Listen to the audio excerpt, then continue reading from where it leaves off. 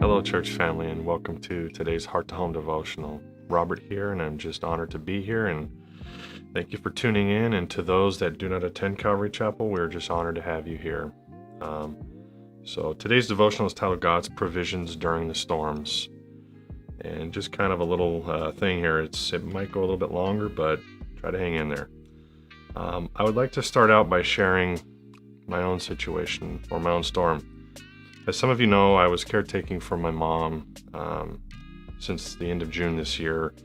And my mom, she went to be with the Lord on October 11th, 2022. My mom was the most amazing person I have ever known on this earth. She was the caretaker to anyone she met. She would help anyone who needed help, even if it went against her flesh, and that's because it's what God has done for us with Jesus. She very much loved our God and wasn't ashamed to admit it. I could go on and on about her wonderful attributes, but her best attribute was keeping it together through the storms, and no matter what life threw at her. My mom was one of those people that it would almost seem, if it could go wrong, it always did for her in many ways, and she used to use the term suck luck. I could spend hours citing examples that would probably make you say things like, "Oh, you're just kidding, you're making that up."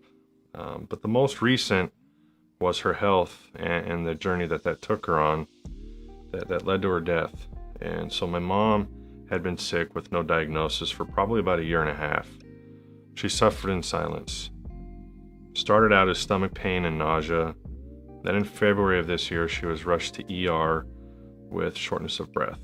She was diagnosed with CHF, and she went through some tests and then had an angiogram to confirm no blockages. Hallelujah, there was no blockages. However, they did find that she had atrial fibrillation. So after the angiogram, she wanted to come out to my house to recover from the angiogram because I have a guest room downstairs and just made things easier for her. 5 days later, I came home from work and she wanted to go to the hospital. She was very ill. She went to Hemet Hospital and was admitted, and that seemed to be a good thing. Well, during her stay, they found water on the outside of her lung and drained it. Well, they came back, and so they put in I think it's called a thoracentesis. It's a drain in her lung. Then she contracted COVID and was stuffed into the COVID ward. She was released back to me, and when she got in the car, she broke down in tears, and she just said that she couldn't go on like this, and we kept going. So a few days later, she had a fall at my house that caused her confusion, and she didn't know where she was. She was sent by ambulance to Loma Linda Murrieta. This was a very good experience at Loma Linda, and they suggested a good primary care and cardio in the area that could take care of her. And so we wanted to pursue that. She was released on July 21st, and it was in the evening, and the next day I called her insurance to switch primaries.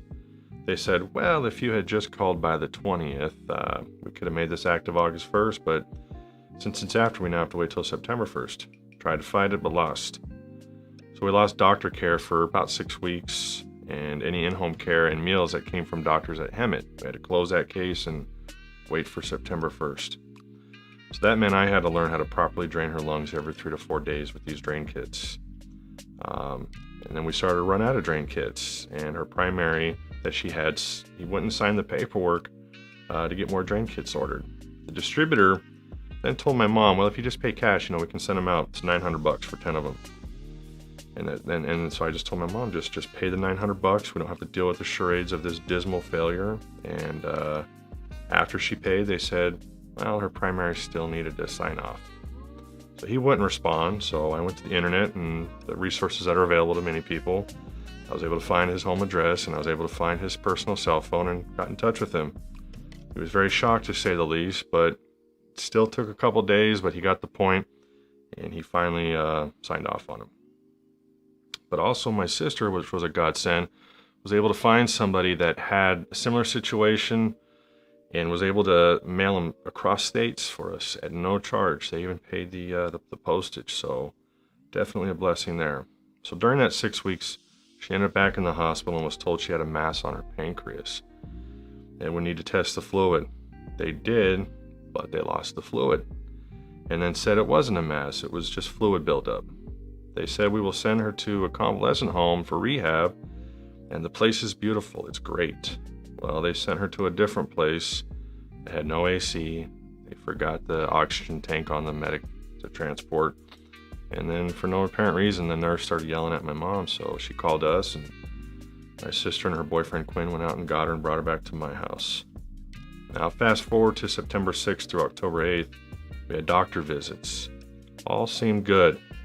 It was a shame, however, that the cardiologist made a statement like, well, if they had just done a cardioversion 3 months ago when this was diagnosed, they could have corrected that, which seemed to probably would have mitigated most of the stuff that she was going through. And her new primary said that she could be back to normal probably in a couple months, which just seemed like a mountain to my mom, but it still seemed promising. Well, then we get to October 8th, and we discovered that she had fallen out of bed at some time during her sleep, and she stayed there all night. She couldn't move by this point. So I instinctively called an ambulance and got her to the hospital. My sister and I had just had a talk the day before about, hey, we need to get mom into some type of inpatient care. She's really digressing, and it's the best thing for mom, despite how we feel. We wanted to take care of her. And so when she ended up in the hospital, we really felt that was an answer to prayer. And so we had peace in that.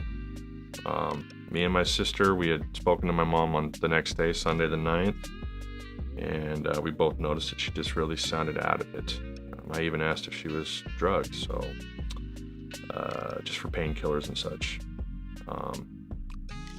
So anyways, Monday, nobody made contact with her. We just kind of, thought things were okay. And then went to bed that night. And at 2:41 in the morning on October 11th, I was woken up to a phone call, and I was told that her heart had stopped. And they were doing compressions, and I was in shock, to say the least. And so I started making calls. They called me back. They said, hey, we got her heart started. She has a breathing tube down her throat, and we're transferring her to ICU, so you may want to get here. So I asked if she was conscious, and they said she's conscious, but she's medicated, so she's not responsive. So I drove from Hammond to Upland to get my dad so we can get back to Moreno Valley to get to the hospital.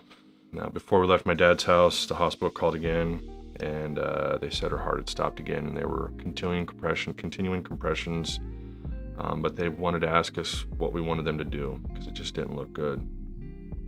Needless to say, my dad did not answer that, and my mom had told me that if she was ever on a breathing machine, or she was just going to be in a vegetative state, just to let her go. And still, with that knowledge and wanting to honor my mom, how do you answer that? And so I asked what the prognosis was, and at the end of the day, I said, just do what your standard protocol is in these situations, and I just left it in God's hands. And after 3 rounds of CPR and medicine to restart her heart, she went to be home with the Lord. So my mom's favorite Psalms was Psalms 23. She knew it by heart. So knowing what that says, I asked, where's God in all this? It's easy to get distracted from His Word when you go something that's very traumatic. So first, we have to know that our days they're accounted for by God. My mom was married for 51 years, and it was a broken marriage, and she felt it was going to be the death of her. But God made a way that she could live with her son the last 3.5 months of her life, and also be close to my sister. So also, every time the doctors failed, God made a way for my sister and I to take care of it. She absolutely loved seeing her kids take care of her during her illness. She felt bad, but she loved it. She felt she was always taking care of people, and nobody was there to take care of her. So this was definitely a blessing. When they wanted to send her to a convalescent, God made a way to get her back to my house.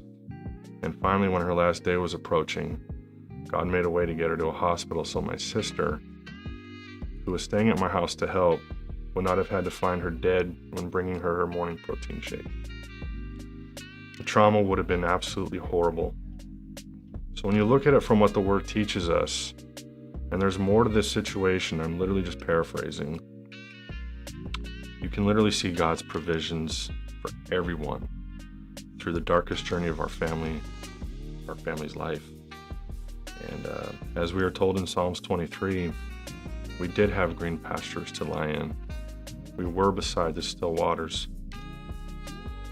And although my mom was walking through the valley of shadow of death,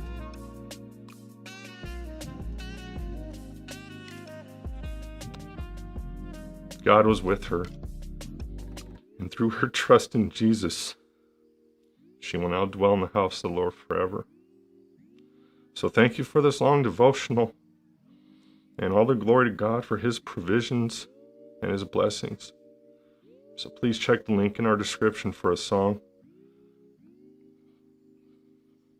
that reminds me of my mom. God bless you all, and I love you.